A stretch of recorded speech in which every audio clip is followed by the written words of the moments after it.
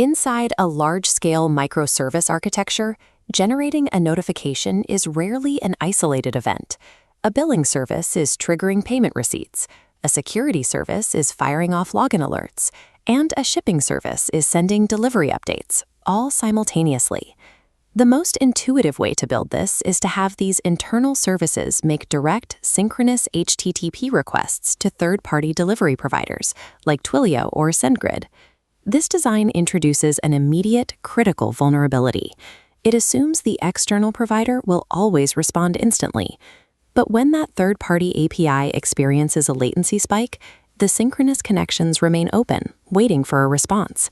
That latency propagates directly backward into your infrastructure. The internal services keep opening new threads for new alerts, but the old threads cannot close. Eventually, the connection pools exhaust entirely. The internal services crash, halting core business operations simply because an email took too long to send.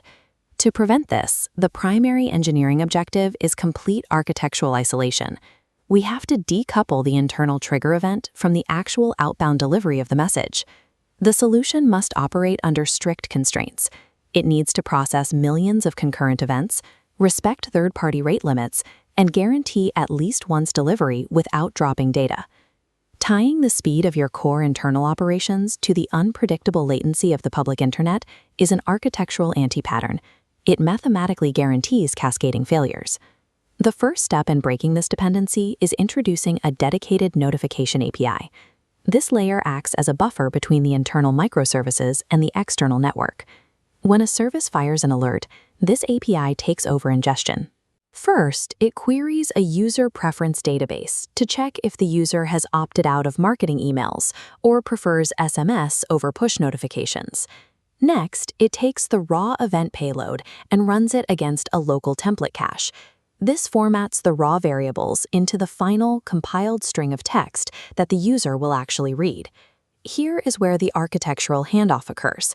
Instead of opening an HTTP connection to the email provider, the notification API drops the compiled payload into a message queue and immediately returns an HTTP 202 accepted response back to the internal service.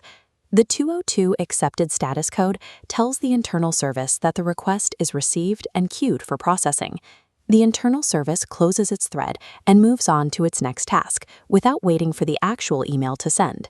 The heavy lifting of network transmission, retries, and rate limiting is now entirely shifted to a background process. Implementing this asynchronous handoff physically separates the ingestion of data from the execution of delivery. The engine driving this background processing is a distributed message queue using technologies like Apache Kafka or RabbitMQ. Using a publish-subscribe model, a single generic order-shipped event can hit a central router, which then splits the event into distinct, isolated queue partitions for SMS, email, and push notifications. We then assign independent consumer groups or dedicated worker pools to each channel. The SMS workers only read from the SMS partition, and the email workers only read from the email partition. This provides strict fault isolation. If your email provider suffers an outage, the email queue safely backs up on disk. Meanwhile, SMS and push delivery continue processing without any degradation in performance. To retrieve these messages, the worker nodes utilize a pull-based consumption model. If the queue pushed messages directly to the workers, a sudden spike in traffic would overwhelm the nodes, exhausting their memory and crashing the consumers. A pull model forces the workers to request messages only when they have available capacity. If the third-party API slows down, the workers naturally pull fewer messages, creating inherent backpressure that protects the system from collapsing. Workers can also pull these payloads in optimal batches. Instead of making 100 separate HTTP requests for 100 emails, a worker can bundle them, maximizing network throughput. Unpredictable traffic spikes are absorbed by the queue, and the workers drain that queue at a mathematically sustainable rate.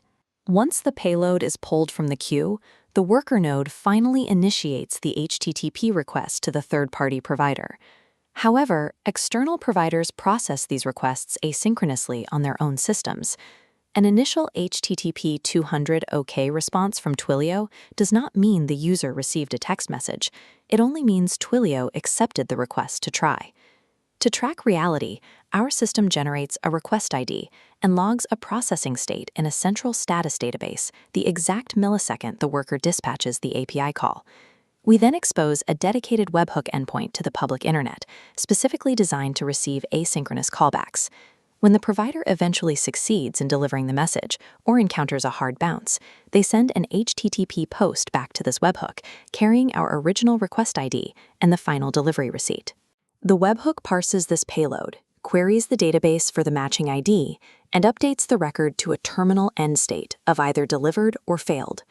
By combining outbound requests with inbound asynchronous callbacks, the pipeline operates as a rigorously tracked, deterministic state machine.